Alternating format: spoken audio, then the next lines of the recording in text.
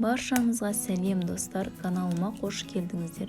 Бүгін сіздермен езілмей әрі өте дәмді болып пісетін бешбармақтың қамырын жаю тәсілімен бөліспекшімін. Ол үшін бізге бір жұмыртқа және бешбармақтың сорпасы, немесе сорпаны ұнатпасаңыз жай су қолдансаңыз болады. Және тұз салып, жақсылап араластырып, алдын ала иленген ұнды сала отырып, қаттылау етіп қамыр илейміз. Бешбармақтың қамырын илегенде қаттылау етіп илеген дұрыс.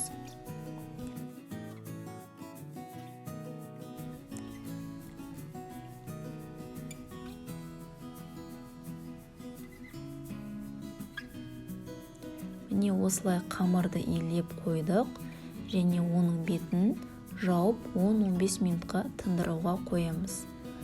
10-15 минут өткеннен кейін қамырымыз тынып, жақсы иленуге жақсы келеді. Және оны тағы бір қайтара илейміз, сонда қамырымыз жылтыр иі қанған болып әдемі болады. Міне қамырымыз жаюға дайын. Ең алдымен оқтаудың көмегімен қамырды үлкейтіп аламыз. Салмақ қатты баспаймыз аса.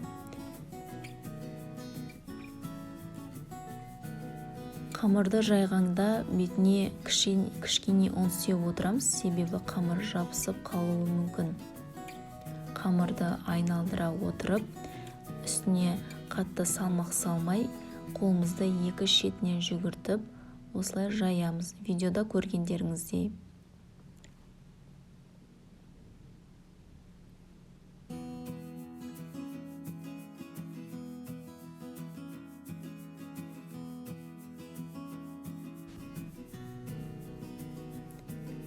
Егерде қамыр жаю барысында қолдарыңызбен қатты салмақ басатын болсаңыздар, қамырдың екі шеті қалың, ортасы жұқа болып қалуы мүмкін. Сондықтан да салмақты аса баспаймыз. Сонда қамырымыз бір тегіс, шеті және ортасы бір тегіс әдемі жайылады.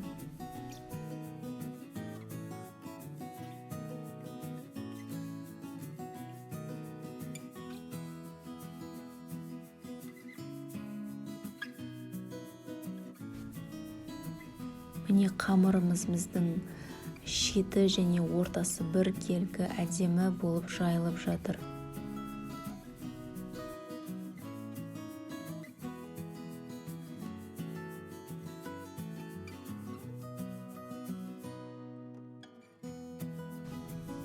Бешбармақтың қамыры тым қалың және тым жұқа болғаны жақсы емес, кішкене орташа болу керек. Сонда қамырымыз әдемі езілмей түседі.